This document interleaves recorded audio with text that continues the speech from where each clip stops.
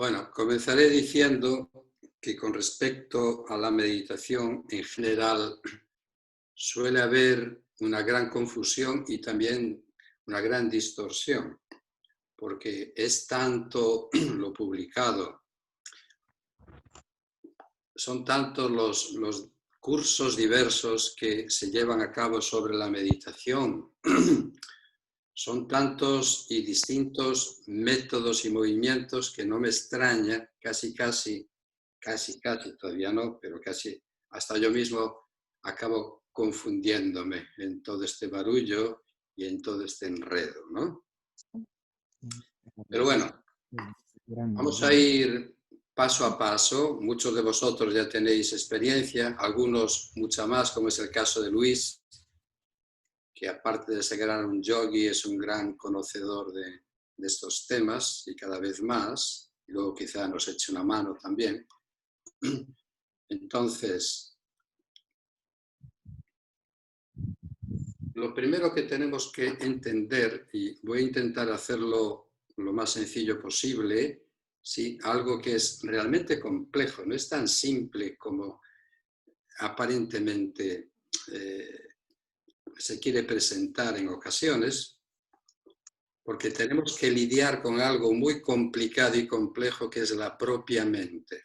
Es decir, la meditación no sería otra cosa que, en principio, depositar nuestra mente para llevarla a un grado, a un nivel, a un estado distinto, diferente de conocimiento, de conciencia, a ese estado habitual en que todos nos movemos. Nos movemos dentro del tiempo y el espacio, pero eso es una creación de la mente, ¿sí? Si no hay perceptor, no existe lo percibido. Es decir, si hay algo ahí, vosotros que estáis en el monte, alrededor, no veis a nada, nada existe que pueda captar esto que estamos hablando, ni tan siquiera vosotros, porque no hay un elemento material, biológico, depositado ahí, que vaya integrando a través de los sentidos experiencias para que la vida vaya transcurriendo y uno vaya evolucionando. Pero lo que nos hace humanos, lo que nos hace pensar, lo que nos hace sentir, lo que nos hace recordar, lo que nos hace temer, es eso que genéricamente podemos llamar mente. No vamos a entrar en esas ideas y esos conceptos mucho más complejos todavía, en estos debates y discusiones que se tienen. ¿Qué es la mente? La mente es el cerebro, la mente es un epifenómeno, es decir, es algo que construye el cerebro. ¿Qué es la conciencia? ¿Dónde está la conciencia? ¿Cómo se expresa la conciencia? ¿Quién soy yo? ¿Por qué vivo? ¿Por qué existo? En fin, esto nos llevaría a un larguísimo curso, porque primero, antes de la meditación, habría que sentar las bases y luego explicar lo que la meditación es, hasta cierto punto, y luego explicar y practicar por qué meditar, cómo meditar, qué es la meditación, qué se busca con ella y a dónde se supone que nos lleva. O sea, en principio, como decían los griegos, sí, no hay una buena práctica si previamente no hay una buena teoría que la sostenga. Si no, es imposible. O sea, podemos conducir un coche, pero no sabemos absolutamente nada del código de circulación, ni señales, ni nada. Atropellamos a gente extraña que pase por los pasos cebra. En fin, haríamos un verdadero desastre. Y así con todo, ¿no? Uno no se sienta a los mandos de un avión y se pone a pilotar sin más, con 4 instrucciones. Y así con todas las cosas. En lo que respecta a la meditación es algo similar. Lo que pasa que nuestra mente es muy voraz en querer asimilar las cosas rápidamente y a través del deseo que nos empuja y que salta de una cosa a otra de manera continuada y constante, es muy difícil fijar la atención de la mente para que desarrolle la concentración y una cosa a la vez. Estamos en diferentes frentes al mismo tiempo y no voy a decir aquí, por ejemplo, que los que hacéis el curso, y sobre todo Luis en este caso, que ya tiene mucha más experiencia, que la mente se mueve de distintas maneras, de una forma muy diversa. Pero lo que ocurre es que nosotros queremos respuestas claras, libres de toda incertidumbre, de toda sospecha. Y en estos casos no hay una idea clara, coherente, amplia, profunda, única, etc. Por lo tanto, yo diría que hay que empezar desterrando de la mente una serie de ideas, de conceptos y de patrones de pensamiento y de condicionamientos que hemos ido adquiriendo a lo largo del tiempo.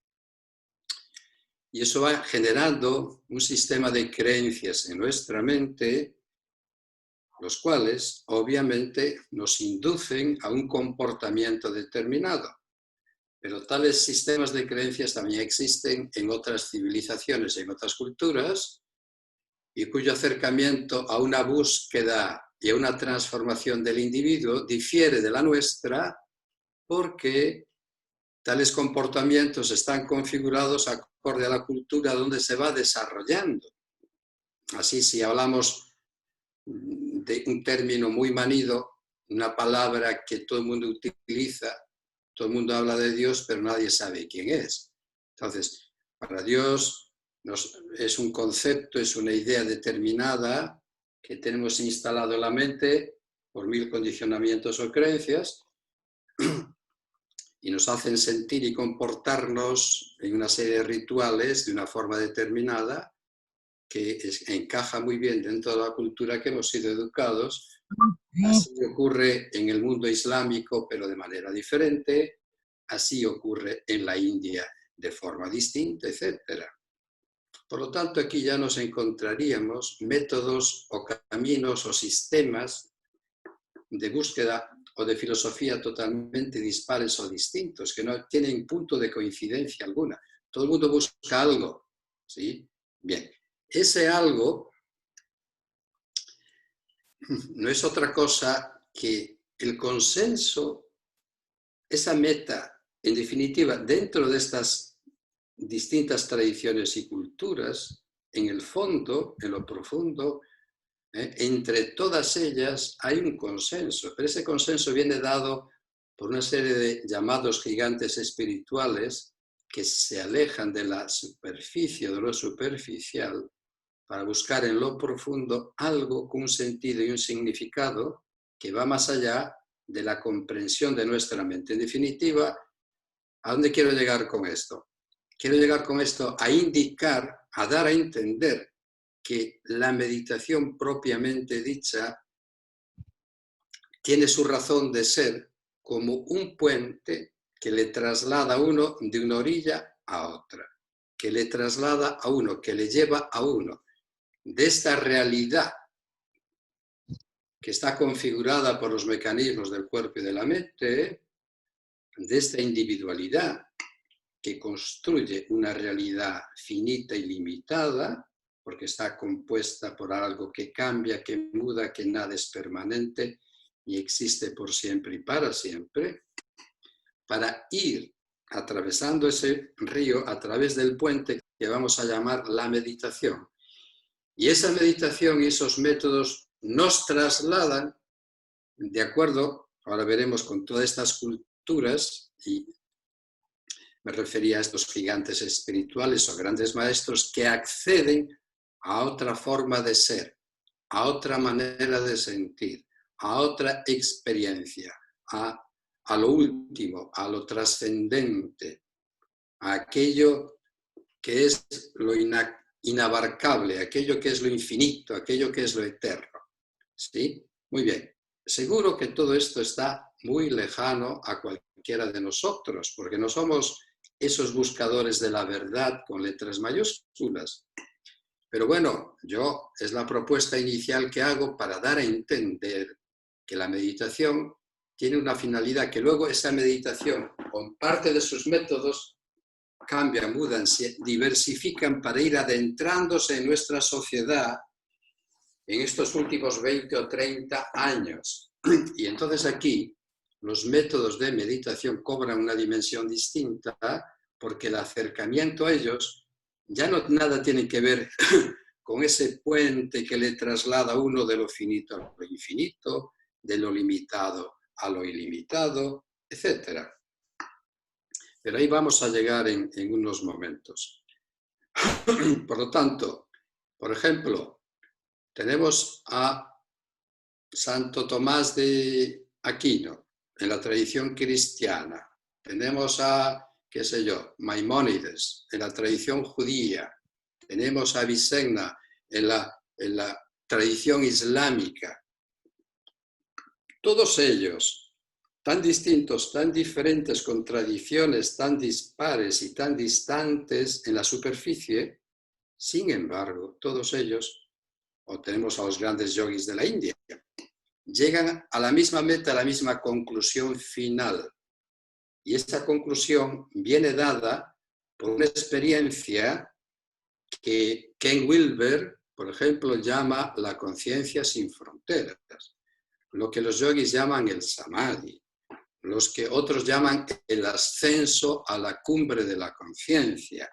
En fin, no sé si me estáis siguiendo o no, no tengo idea, quizá unos más que otros, pero tampoco quiero situarlo ahí con la simpleza más absoluta, medita de esta forma y Dios vendrá a ti, el ser, y alcanzarás la iluminación y toda la salud vendrá a ti, la abundancia. No, no, no, esto no va por ahí. Eso es una creencia que a veces se arraiga en nuestra mente por el deseo de que algo especial ocurra y nos aferramos a ello y forma parte de nuestro ser. No tiene nada que ver. Bien. Por eso lo que digo yo tiene tan poco éxito y lo que dicen otros que van a alcanzar la abundancia, el bienestar, la dicha suprema y la felicidad en la vida, tiene tanto éxito, pero al final se ve abocado en el fracaso porque no te lleva a ningún lado. Por lo tanto, lo que intento decir es que en todas las tradiciones, ¿sí?, y en todas las teologías y en todas las filosofías perennes, porque ahí es donde hay que buscar, ahí es donde hay que indagar, ahí es donde hay que explorar. La filosofía perenne, de la que hablaba Spinoza, de la que hablaba Aldous Huxley, de la que hablan los grandes Upanishads. Entonces, ¿qué significa? Mira, mientras o cuando tú meditas, no es que medites para llegar a convertirte en algo o a ser algo distinto o alcanzar algo que está más allá de ti. No, tú no tienes que llegar a convertirte en nada porque ya eres lo que buscas. El buscador es lo buscado. No sé si me explico. Por favor, si en algún momento no me entendéis, no me explico bien o hay alguna duda, levantáis la mano y ya está, ¿vale? Porque quiero que sea más que un monólogo, un diálogo también, de vez en cuando menos, ¿sí? ¿Sí? Por lo tanto, fijaros bien, estando yo con estos, claro, es que tengo que utilizar términos que muchos de vosotros no estáis familiarizados con ello, entonces tengo que repetir sinónimos aquí y allá para llegar a entendernos todos un poco. Los que si habéis hecho cursos y tal estáis más familiarizados. Pero los grandes vedantines, los grandes maestros advaita, los grandes maestros de la filosofía no dual, los grandes maestros que enseñan quién soy yo en realidad y cómo buscar ese yo con letras mayúsculas, siempre te dicen, ¿sí?, y te aproximan a esta realidad de la siguiente manera. Tú no tienes que llegar a buscar nada porque tú ya eres lo que buscas. Lo que tienes que hacer a través de la meditación es despejar de tu mente la ignorancia, deshacer el estado de ignorancia, de quién tú crees que eres y sin embargo no sabes quién eres. Pero tú ya eres ese otro alguien, ese otro algo, esa otra realidad, esa otra dimensión. Y entonces la meditación te sirve como indagación te sirven como la penetración profunda en dirección a eso que llamamos el o lo absoluto. Es decir, nada que ver con lo que esté vinculado a lo que es dual, el cuerpo y la mente, yo soy esto, tú eres aquello, yo soy un hombre, yo soy una mujer, etc. Siempre tendemos a identificarnos con el objeto, nunca con el sujeto que permanece siempre igual, sin cambio alguno, eterno, inmutable. Yo soy, punto. Yo no soy hombre, yo no soy mujer. Todo lo demás, todo el objeto está sometido al cambio, todo está sometido a la transformación. No es perdurable, no es perenne, es efímero, es pasajero.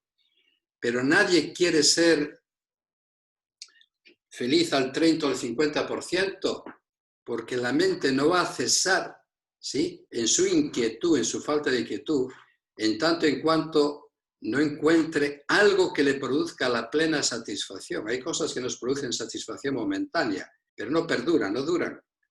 Vemos que la vida está planteada de acuerdo a cómo la sentimos y de acuerdo a nuestra estructura mental, en un cambio constante. Hoy amo, mañana odio, hoy quiero más, hoy quiero menos, hoy quiero esto, después quiero aquello, hoy nazco, mañana desaparezco. No hay nada que perdure.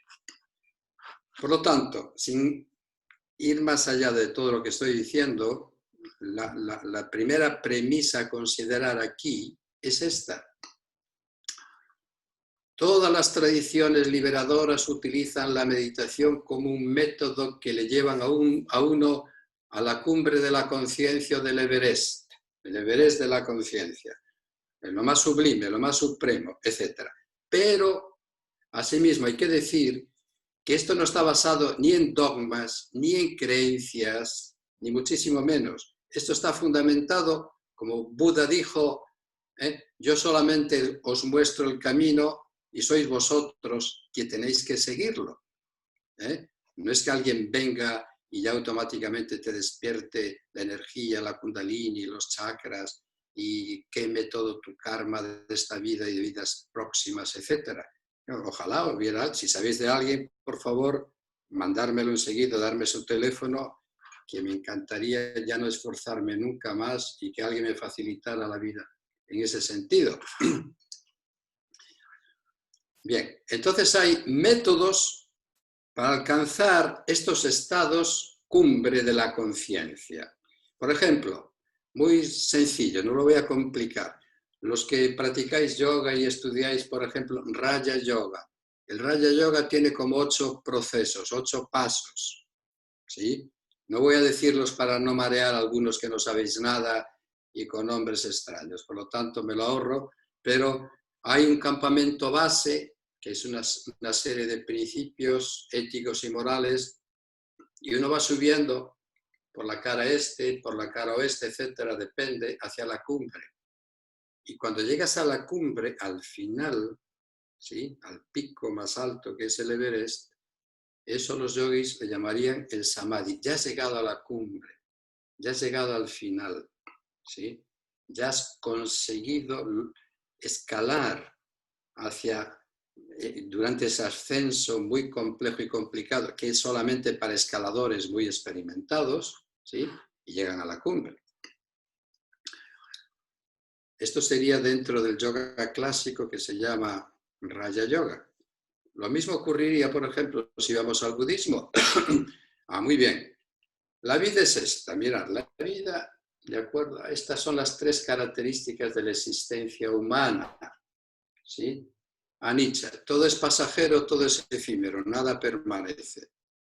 Nada permanece, la vida está en constante cambio, agitación. Como dicen los físicos cuánticos, en constante movimiento. Todo está en constante, la energía vibra permanentemente, no hay nada estable. Entonces Buda proponía eso. Primeramente, toda esa anicca cambia. Todos estamos expuestos a la insatisfacción o dukkha, o sufrimiento o insatisfacción.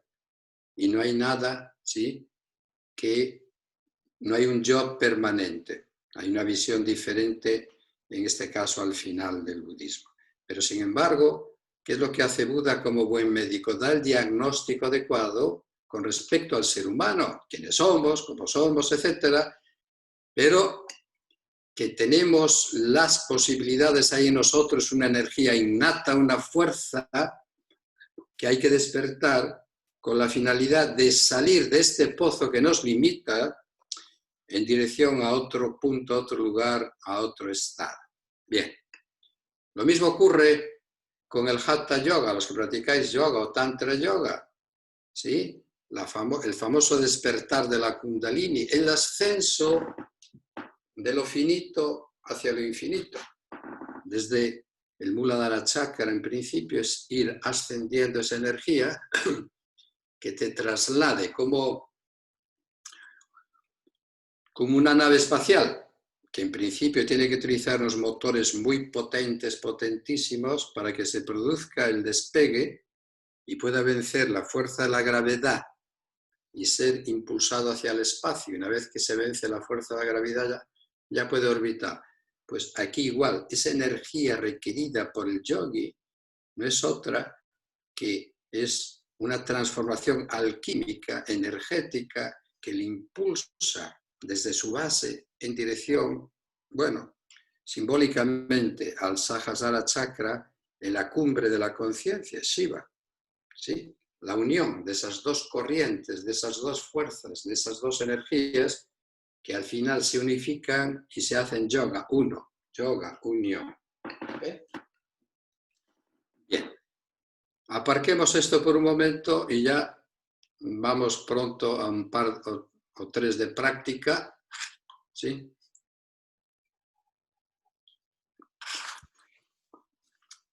Por lo tanto, estos métodos de meditación, en realidad, yo me atrevería a decir que son para estos grandes buscadores que están dispuestos no a negociar con la propia vida, sino a renunciar a aquello que para nosotros nos produce un buen y gran sabor y un gran aroma y una gran alegría, que es la extroversión, y volcarnos a la vida cotidiana buscando algo que nunca llegamos a alcanzar, porque detrás de un deseo cumplido hay otro que nos aguarda y tiene necesidad de ser cumplido.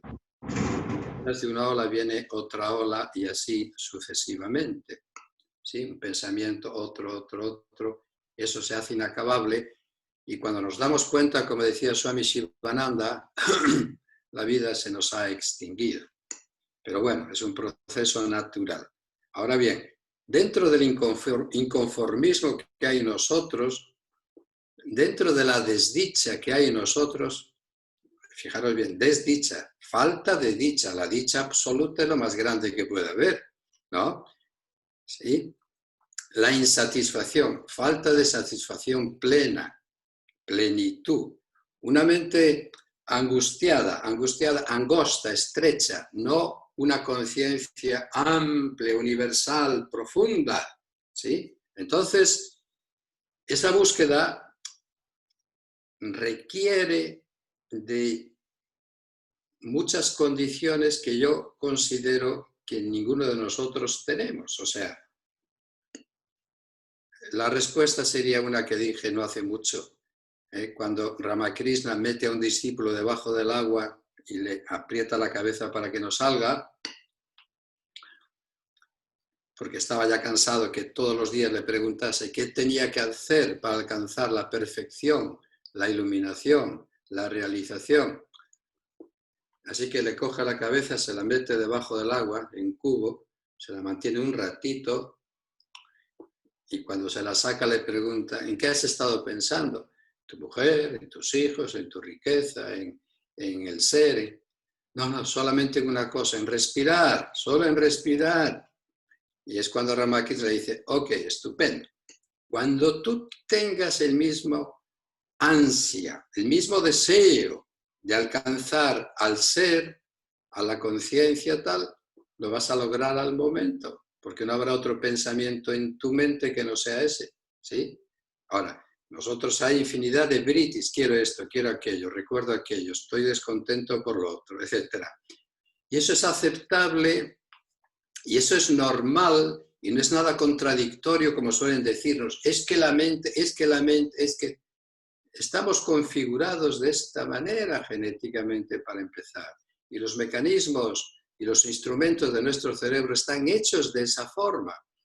Por lo tanto, al decir lo que digo, nadaríamos contra la corriente, contracorriente, porque estamos en contra de la propia naturaleza de la mente, ¿sí? Cuya función es otra cosa que elaborar pensamientos, darle vueltas a las cosas, amar, tener apegos, odiar, etc. De todo hay en esta viña del Señor, ¿sí? Así que sería primeramente unos principios de refinamiento de la mente para que se vaya transformando y transmutando. Bien, como nada de esto tiene que ver con nosotros, si no estaríamos donde estamos, de otra manera.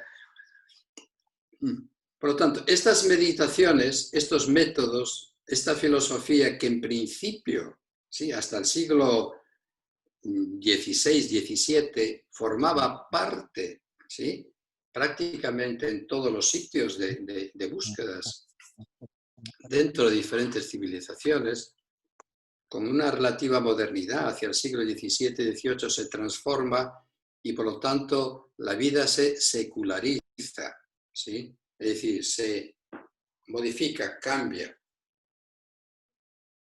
queda representado de manera distinta. Ya hay una parte secular y una parte, vamos a decirlo así, religiosa.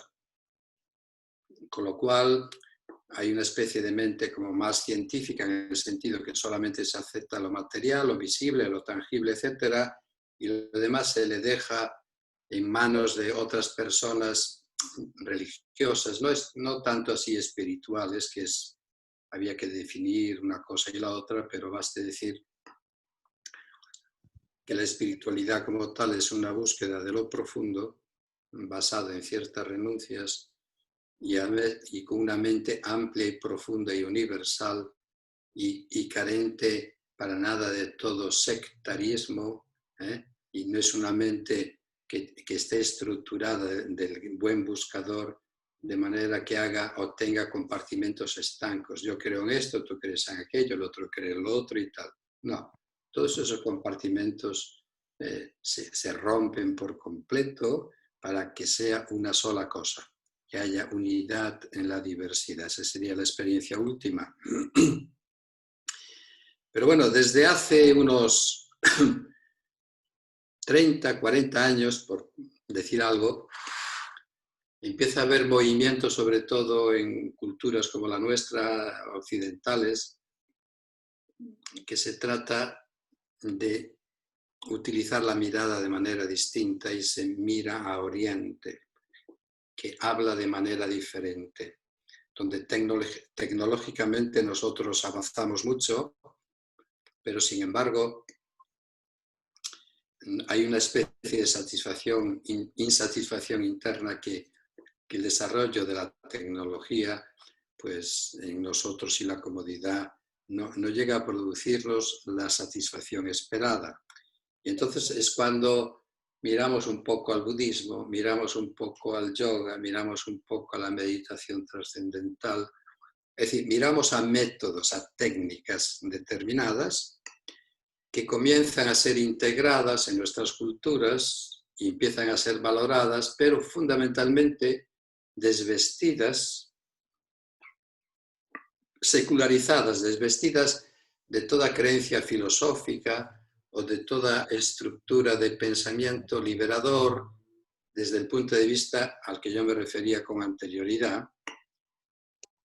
Y empezamos a observar y a ver, sobre todo la clase médica, investigadores, que en la meditación aquellos que lo hacen dicen que se sienten mejor, más cómodos, menos ansiedad, menos angustia, más satisfechos, etc.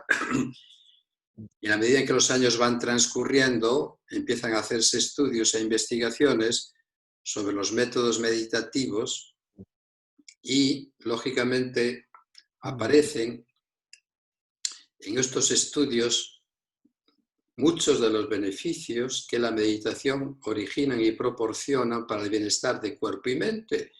Y aquí van haciendo y se va desarrollando y va evolucionando lo que se llama la medicina de mente y cuerpo. Ya no está el cuerpo separado de la mente, ¿sí? No tiene nada que ver con la filosofía de Descartes, sino que empieza a haber una integración mente-cuerpo. ¿Sí? Lo que ocurre en la mente se va a manifestar de manera diversa en nuestro organismo, los estados corporales y las sensaciones afectan a la propia mente, etc. Y entonces todas estas prácticas, yoga, meditación, pranayama, etc., al ver enormes beneficios, uno combate el insomnio, combate el estrés, uno puede ver que se reduce la presión sanguínea, que cambian y se modifican las ondas cerebrales, que puedo pensar con mayor claridad, que puedo desarrollar una mayor atención en la mente, que los órganos internos funcionan mejor, que rejuvenezco, que mi sistema, que todo mi organismo y el sistema nervioso tengo cierto control hacia él. Me doy cuenta que esa velocidad, esa angustia, esa agitación continua que se está manifestando a nosotros con ese tropel de pensamientos que son como caballos que trotan salvajemente sin domar de aquí para allá, no hay que los frene. Sin embargo, a través de la meditación se comienza a observar que la mente se sosiega, que la mente se aquieta, que la mente se libera de ciertas tensiones, que combate el insomnio, ¿sí? Que la respiración de alguna manera se va sosegando a sí mismo. Que, en fin, empezamos a ver que empieza a haber detectives de la felicidad, es decir, aquellos que empiezan a estudiar el cerebro empiezan a detectar que hay estados que se dan en el meditador de dicha o de bienestar o de tranquilidad o de paz o de claridad mental, como queramos verlo. Y empezamos a ver que todo esto se ve reflejado en el incremento de endorfinas, una serie de sustancias internas que genera el cerebro y da lugar a gran bienestar. Se empieza a ver que la amígdala, no las amígdalas, no, la amígdala, una especie de almendra, ¿sí? Decrece en tamaño en el cerebro, ¿sí? No es que tenga, cuanto más crece, ¿sí? Más se desarrolla, está uno más expuesto a la ansiedad, a la angustia y al miedo y al temor.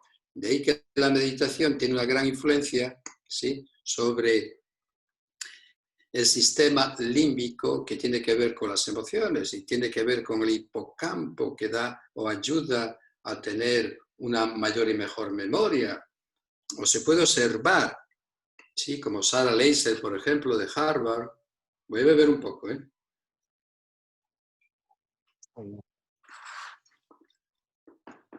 Estudia cómo la corteza cerebral se engrosa porque va disminuyendo a lo largo de los años. Se va afinando. Y entonces se puede ver como una persona, de alguna forma, su estado orgánico y mental no se deteriora tanto a nivel cerebral. Se puede apreciar como hay una mayor neurogénesis. Hasta hace poco se consideraban que las neuronas, las células más altamente especializadas, no se regeneraban, pero sí se nacen en áreas del cerebro nuevas células. Hay una mayor plasticidad neuronal, lo que se llama una neuroplasticidad, mayor conexión entre neuronas, con lo cual hay un enriquecimiento en nuestros estados cerebrales, bueno, y así una cosa tras otra, y por último decir que en la medida en que uno medita, pues es el sistema nervioso parasimpático, no el simpático que nos lleva a una hiperactividad, que nos estresa, que genera una enorme inquietud en nuestra vida, en nuestra existencia, y cuando se convierte en algo crónico es muy difícil ya no de detener, sino de aminorar. Con lo cual, todos estos métodos llevan a que se establezca una mayor y mejor conexión en el sistema nervioso autónomo, sobre todo con los mecanismos del sistema nervioso parasimpático, que tiene que ver con la relajación, con poder digerir mejor, con poder descansar mejor, etc. Muy bien, pues todo esto se ha convertido ahora en lo que modernamente se llama la neurociencia contemplativa. ¿Sí? O sea, ya vemos que clínicas, universidades, profesores de universidades, psiquiatras, científicos, neurocientíficos, vamos, una explosión en la meditación increíble, donde se han convertido en mentores, en profesores de la meditación, y ya no digamos con el famoso mindfulness, ¿sí? Vivir aquí ahora despierto, vivir consciente, vivir presente y todo esto, ¿sí? Que no puede estar presente porque mañana tenemos un problema económico en el país y hay que pensar qué vamos a hacer con la vida, si cerramos el centro o no. Hasta cierto punto aprendemos a fijar la atención, pero no significa que desperdiciemos, desechemos de la mente pasado o futuro, sino ¿dónde está el recuerdo? ¿Dónde está aquel amor de mi vida o el amor de tu vida? ¿Dónde está aquel? ¿Dónde está el otro? Bueno, en fin, sin adentrarnos ahí. Pero sí, estamos aquí ahora, pues estamos aquí, lo cual no significa que borremos de la mente pasado o futuro, pero sí prestamos atención consciente a algo que nos puede interesar y que puede colaborar a sentirnos mucho mejor. En estos métodos, por último, de meditación, pero que tienen que ver más bien con nosotros, con lo que somos, cómo estamos configurados, sin llegar a esa búsqueda a la que yo me refería en principio, bueno, pues ¿qué van a aportar? Bienestar, menos estrés, más tranquilidad, más lucidez, más claridad en la mente, tomar decisiones porque actúa muy directamente sobre la corteza prefrontal, que es la responsable de tomar decisiones. Y una vez dicho esto, veamos ahora, ¿sí?, cómo podemos establecer la meditación. ¿Ok? Así que, vamos a ver. Lo primero es una postura que nos resulte cómoda. ¿Sí? Puede ser una postura cómoda para nosotros. Puede ser sentado en una silla, puede ser sentado en el suelo, podemos cruzar las piernas. Ya va a depender de nuestras posibilidades. Así que la espalda recta, el tronco erguido en todo momento, y si alguien no puede mantener la espalda alargada, el cuello y la cabeza, pues adopta la postura que le pueda ser más cómoda, ¿sí?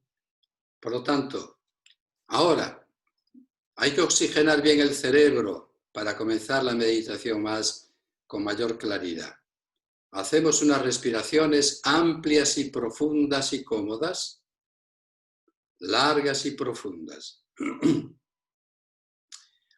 Recordar el abdomen, el pecho, la parte alta. Recordar la parte alta, el pecho y el abdomen con la expulsión del aire. Vamos tratando de mantener el cuerpo relajado, sin tensión, a ser posible.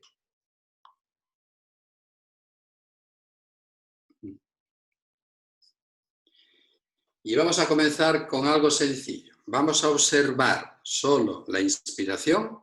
Observar, ya no es un ejercicio de respiración. Traemos la atención de la mente a la inspiración que observamos. Traemos la atención de la mente a la expiración que observamos y dejamos que se produzca por sí sola.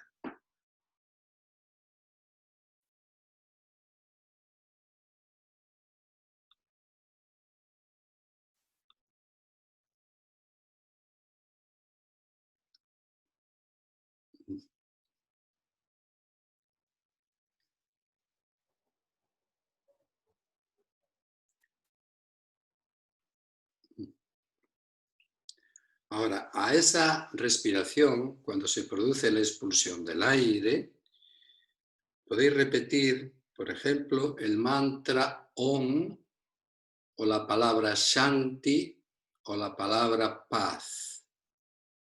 Podéis elegir la palabra o el mantra Om o Shanti o paz.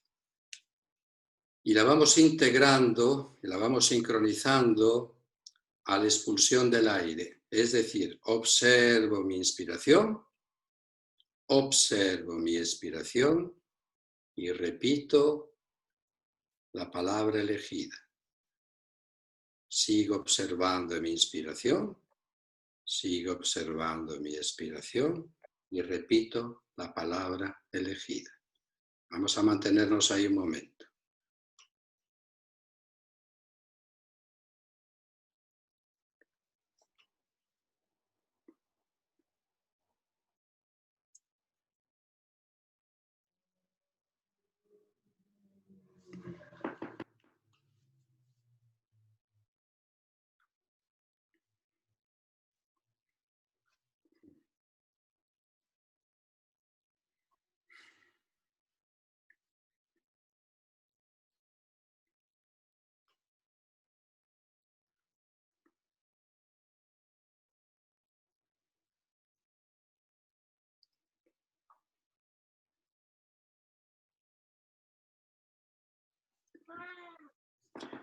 Nos daremos cuenta que aun cuando nosotros queremos prestar atención a la respiración y repetir la palabra que hemos elegido, nuestra mente salta de una idea a otra y de un pensamiento a otro.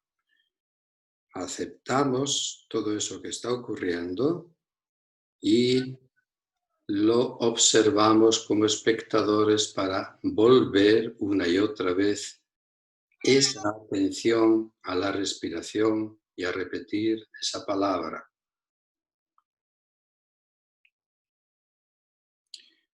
Otra cosa importante es no estar evaluando a los pensamientos que surgen o seleccionándolos o reaccionando ante ellos. Procuramos ser observadores de lo que ocurre pasivamente con una mente reactiva y volvemos ahí una y otra vez repitiendo esa palabra.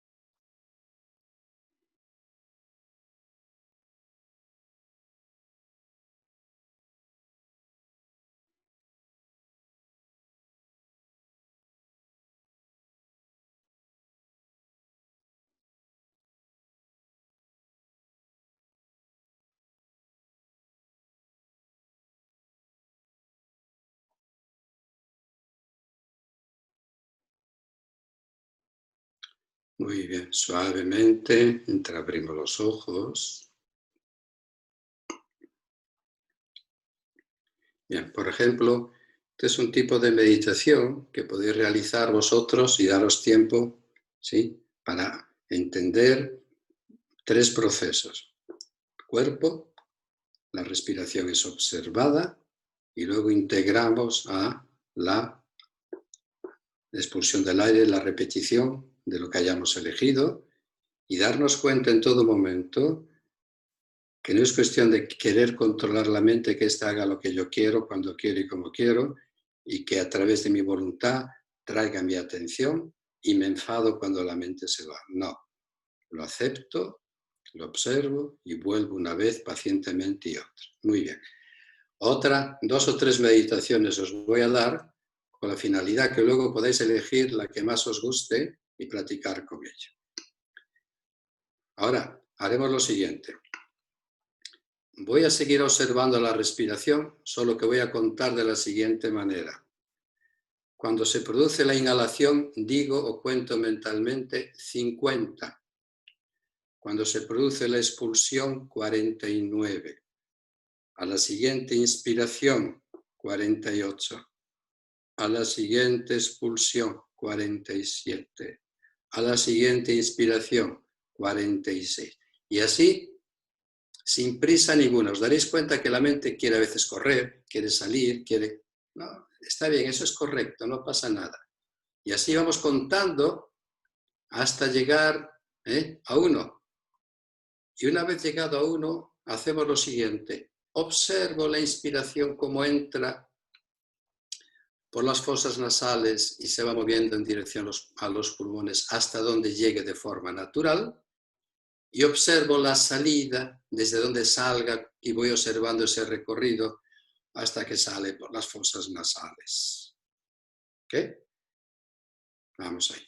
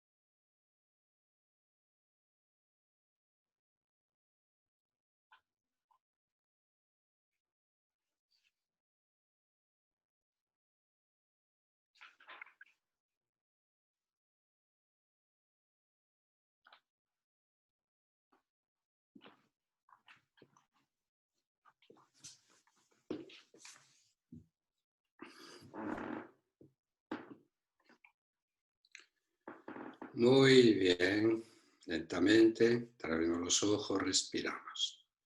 Bien, tener en cuenta que una meditación, aun cuando uno vaya de manera progresiva, para que la mente se sosiegue un poco y se aquiete y vaya interiorizándose, requiere como mínimo una media hora. Por eso yo haría media hora de mañana, media hora de tarde, anochecer o lo que sea, ¿sí? Pero yo quiero daros ahora esta cuestión. En tercer lugar, la otra forma en que lo hacemos ahora es la siguiente. Observo la inspiración y al final de esa inspiración hay una pausa mínima, apenas imperceptible, antes de que se produzca la expulsión. Estamos hablando de la respiración natural que se está produciendo, ¿no? Por lo tanto, observo la inspiración, hay una mínima pausa que se da y lo observo. Observo la expulsión, cómo se produce, y al final de la expulsión hay una mínima pausa que se da, ¿sí?, antes de que se produzca ese movimiento. Somos conscientes, por lo tanto, y fijamos la atención en esa observación. Pasará de todo. Cuando sentáis media hora, habrá momentos que diga uno, uy, necesito respirar profundamente. Pues haces unas respiraciones profundas y vuelves a la observación, ¿sí? Uy, esto no lo logro, no sé. Normal, todo lo que ocurre en la mente es normal. Pero es un proceso de repetición y de observación. Vamos a verlo, ¿eh? Y luego recuerdo las 3 o 4 para que luego vosotros, por vuestra cuenta, la anotéis y lo que deseéis mejor lo hacéis. La espalda recta de nuevo. Y os recuerdo, la mente vuelve una y otra vez a observar la inspiración, a observar esa pausa mínima, a observar la expulsión y a observar esa pausa.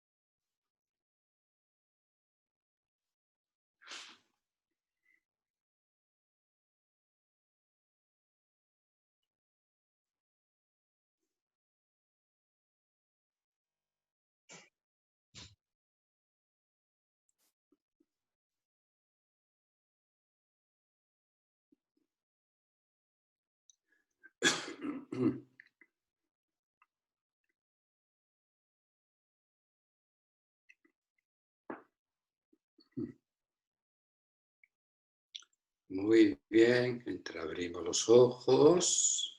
Muy bien, entiendo que para que esto se vaya perfilando y uno vaya entendiéndolo mucho mejor, considerar que hay que dedicarle tiempo y paciencia, ¿eh? Solamente son pequeños retazos para que hagamos lo que estamos haciendo.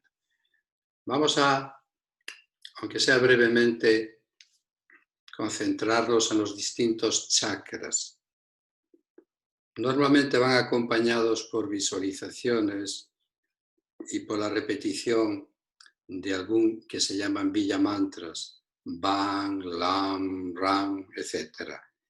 Pero vamos a hacerlo, hay muchas formas de hacerlo, ¿eh? Y vamos a hacerlo de la siguiente manera. Podemos cerrar los ojos, yo os dirijo y vamos a fijar la atención de la mente a la altura de más abajo de la base de la columna, en el suelo pélvico. Y ahí se encuentra, no físicamente, pero sí psíquicamente, el Muladhara Chakra, esa base, esa raíz, Mula, raíz. Y entonces, fijando la atención ahí y generando un estado de vibración mental y de atención, solo de atención en esa zona, hacemos como 5 respiraciones en esa zona, como si estuviéramos respirando en el Muladhara Chakra. Otro día repetiremos mantras y todo esto, pero ahora solamente fijamos la atención con 5 respiraciones en esa zona, suaves, tranquilas, serenas, compuesto de 4 pétalos.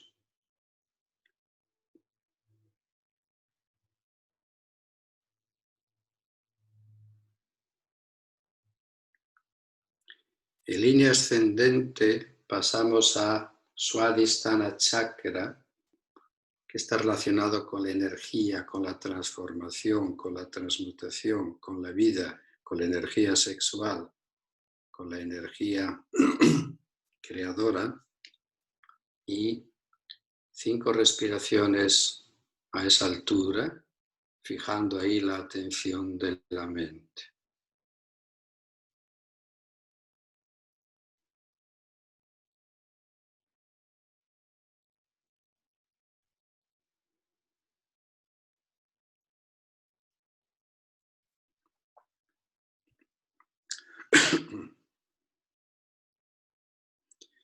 Vamos ascendiendo hacia el Manipura Chakra, muy ligeramente por encima del ombligo y trazando una línea en dirección a la columna.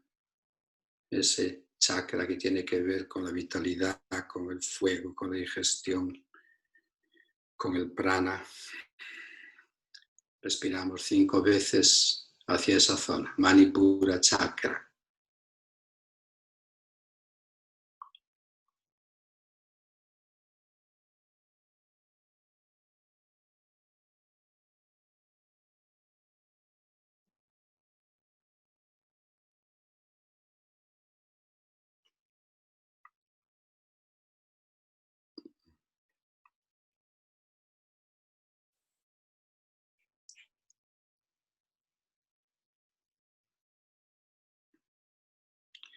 Vamos fijando la atención de nuestra mente, integrando la Lana Hatha Chakra a la altura del corazón, donde está el sentimiento, donde está la bondad, donde está la apertura, donde está el amor. Y respiramos a esa altura unas 5 veces en el Anahata Chakra.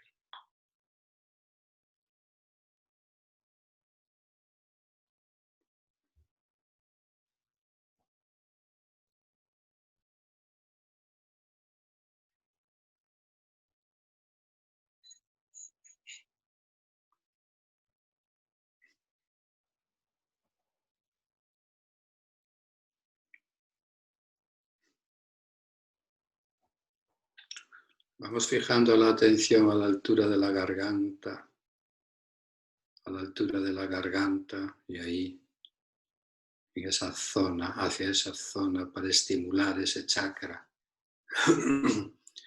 Respiramos 5 veces.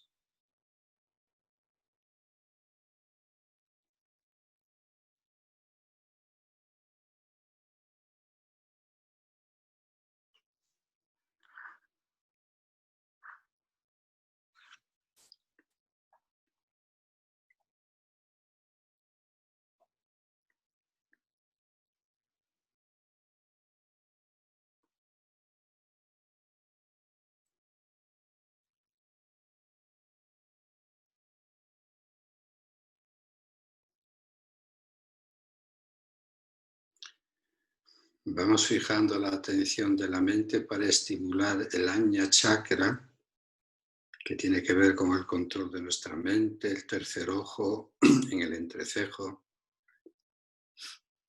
Y podéis visualizar esa zona respirando 5 veces si queréis integrar la repetición del mantra Om con la inspiración, Om con la expiración.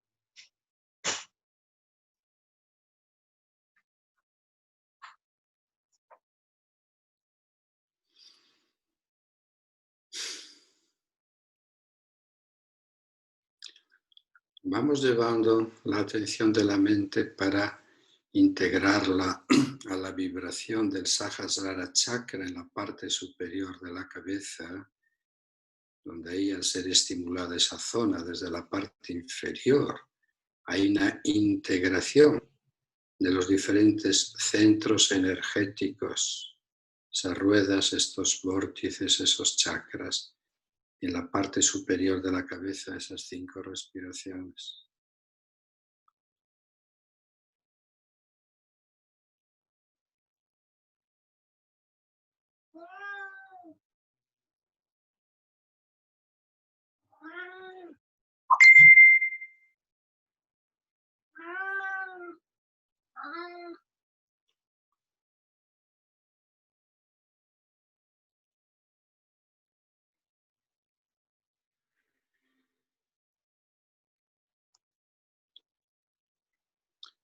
Muy bien, y ahora hacemos una inspiración profunda desde la base de la columna, siguiendo con esa inspiración hacia arriba, hacia la parte alta de la cabeza. Es decir, esa energía se mueve a lo largo del sushumna, la columna hacia arriba, hacia la parte superior. Ahí retenemos la respiración. Y por delante desciende toda esa energía para que salga por la base de la columna. Una vez más, inhalando hacia arriba, observando esa corriente energética como si fuese una especie de rayo láser que se eleva pasando por cada uno de los chakras hasta la parte superior y la expulsión del aire en línea descendente. Una vez más, inspirando.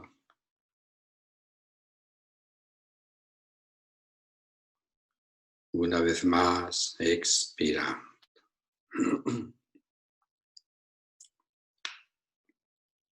Muy bien, entreabrimos los ojos. Y por último, vamos a hacer una visualización, una meditación, como decía Swami Muktananda, una luz interna que creamos.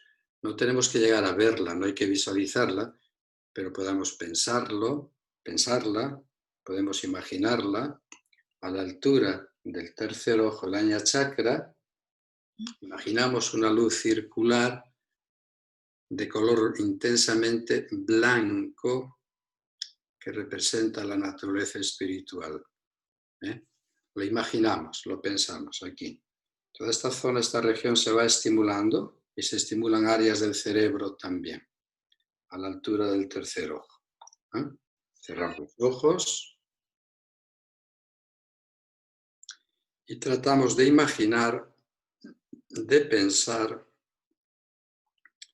de visualizar una luz circular blanca. La construye la mente para ser posada la atención ahí. No nos preocupamos si aparece o no aparece. La mera idea de hacerlo es más que suficiente. Fijar ahí la atención una y otra vez, una y otra vez.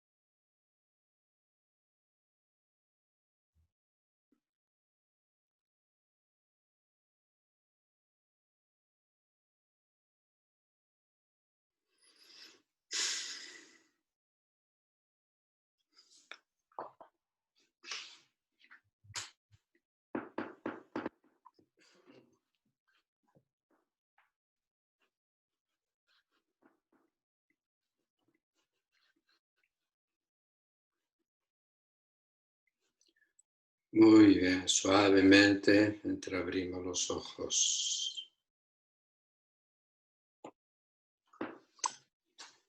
Bien. Aquí, por lo tanto, la cuestión está en que de los muchos métodos que puede haber de meditación práctica, uno puede utilizar cualquiera, porque los métodos son métodos y están puestos a disposición para que la mente fije su atención y quede estabilizándose y no empiece a saltar de un sitio para otro. ¿Sí? No hay un método más maravilloso que el otro, porque en definitiva lo que importa es la actitud que uno presenta con su mente ahí para meditar, y uno puede distraerse más, o uno puede centrarse mejor en algo que en principio sea más atractivo para nuestra mente, porque a veces si es un poco pesado, la mente no se siente tan atraída ni tan ilusionada, y entonces uno deja la meditación pronto porque uno no puede con el peso del pensamiento que se está manifestando de manera continuada. Por lo tanto, cuando yo me doy cuenta que mi mente se escapa, se va de aquí para allá, lo primero que tengo que aceptar es el juego de la mente, que es ese, y luego invitarla a retornar, a volver al punto de atención. En vez de estar evaluando, pensando, intento mantener una mente ecuánime, que acepta tanto lo que me agrada como lo que me desagrada. Y empiezo a aprender y a cultivar que la atención de la mente tiene que ver no con aquello que la mente quiere ver o lo que le gustaría que fuera, sino que uno comienza a ver las cosas tal y como son. Pero eso requiere procesos de amplitud mental, de receptividad, de aceptación, de no estar involucrándose, reaccionando, juzgando y todo eso. Y este tipo de actitudes es con las que uno tiene que sentarse a meditar.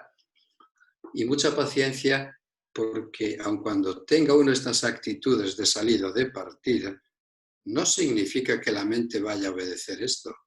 La mente es como un niño muy rebelde, muy mal educado, que va a estar constantemente rebelándose. Y si entendemos este proceso y lo vamos refinando y vamos aceptando, lo que no puede ser, en mi opinión al menos, no quiero ser muy categórico por si acaso, no es cuestión de sentarse, me dicen qué tengo que hacer y ya está. Es que esto no funciona así, porque la mente es algo muy complejo, muy complicado. Por esa cuestión, nadie quiere escuchar nada, todo el mundo quiere sentarse y comer, sea lo que sea. Hay que refinar un poco el alimento para que tenga buen sabor, para que sea más exquisito y que seamos conocedores. De ahí que la mente, ante tanta inquietud, no quiera aceptar las cosas como la mente las quiere manejar, ¿sí?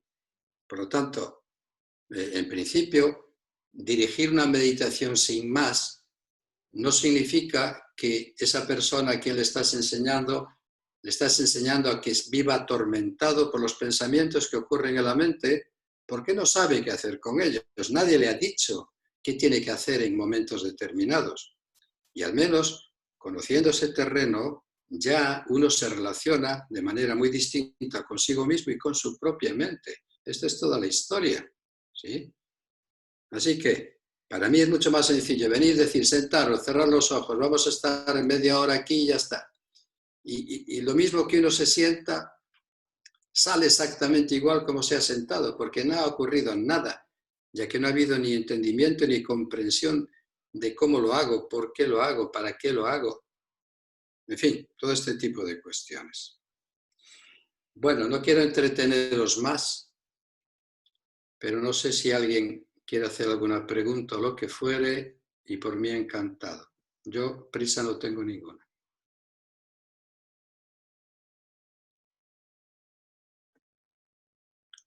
Podéis activar si queréis el aparatito y si no, nos despedimos. Sabe Dios hasta cuándo. No sé si se me escucha. Sí, sí, perfecto. ¿Sí? Sí, Luis. Perfecto. Nada, bueno, como siempre, bueno, darte las gracias porque ha sido un placer muy clarificador. Como siempre aprendo cosas nuevas y eso que, bueno, estoy haciendo ese curso en Madrid con vosotros y aún así, cada vez que te escucho siempre aprendo cosas y es de agradecer. Yo creo que sí que precisamente, bueno, como escuché antes que había gente, ¿no?, principiantes o que nunca habían, se habían, bueno, enfrentado, entre comillas, un poquito a a esa meditación, a ese escuchar tu propia mente, yo sí que incidiría justo en lo que tú comentabas, ¿no? En ese que se puede enseñar la técnica, ¿no? Pero nada más. Luego el resto de camino es como que muy personal, no es como que te estudias, no sé, historia del arte y está ahí y te lo has estudiado y ya está. Esto es como, que, como una vivencia, es una vivencia, ¿no? Entonces aprendes la técnica y luego tú tienes que ponerte todos los días un poquito con ella. Yo lo que sí que os animaría, lo digo porque haciendo referencia un poco a lo que tú una vez comentaste hace mucho tiempo, y a mis alumnos también se lo digo siempre, ¿no? Porque las mentes somos todos muy parecidas, como una gota de agua, ¿no? Coges una gota de agua, la calientas y coges otra gota de agua en el océano un poco más adelante y es exactamente lo mismo. Entonces yo, por mi propia experiencia, por si a alguien le puede servir, yo siempre digo, ¿no? Que cuando yo me enfrenté a la meditación por primera vez, también tienes un montón de expectativas y lo típico, pues la mente se te va constantemente y crees que lo estás haciendo fatal.